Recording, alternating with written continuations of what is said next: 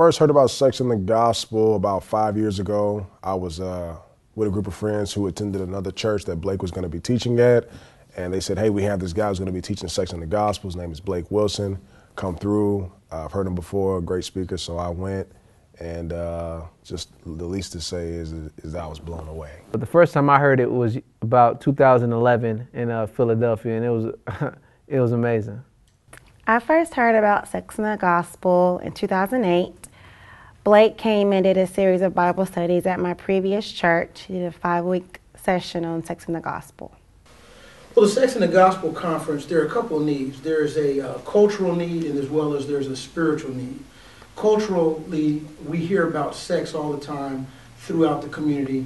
Whether you're at a grocery store checking out, you're going to see a magazine, 25 ways how to have a better orgasm. You're going to have all kind of things about how to have the best sex to blow her mind. You're going to hear about all those things culturally. TV-wise now, you're going to see that. Back when I was growing up, you didn't even see certain TV shows with the couple sleeping in the same bedroom. Now, TV shows are totally driven by what's going on in the bedroom. So culturally, the culture needs to hear what is the proper way for an introduction of sex, but then the church needs to hear the proper introduction of sex. It doesn't change your thinking until you apply what he's taught. So for me, there were still some areas that I'm still working on, but for the most part, it gave me a biblical viewpoint on sex. For so long, I had grown up with just my neighborhood's teaching on sex, the school's teaching on sex, sex education, America's way on sex education, and ultimately I never heard a biblical view. So when I heard about the biblical viewpoint of sex, the different areas that he broke down, I was able to start making, biblical changes from that point on, not just a cultural change.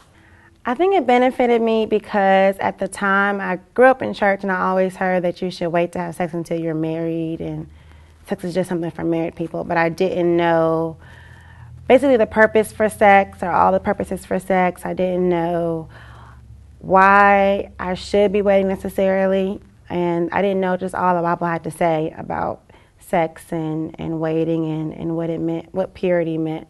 Probably the thing that stayed with me the most was, there's many different things, I would say, but the 4 purposes of sex. There's 4 specific purposes of sex, and knowing how all those work. So pretty much it's, okay, inside these 4 purposes, you can be assured that if you're participating in sex in these 4 areas, that God will be pleased, and that, your family will be helped, you'll be encouraged, you'll be helped.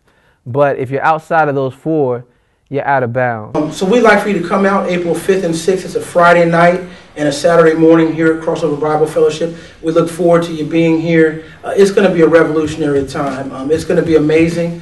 We know that God has spoken to thousands through these teachings that we've done. And so we look forward to you being there. And April 5th and 6th, save the date and invite anybody you want. Come on out, believer, non-believer. We look forward to you getting in the Word of God.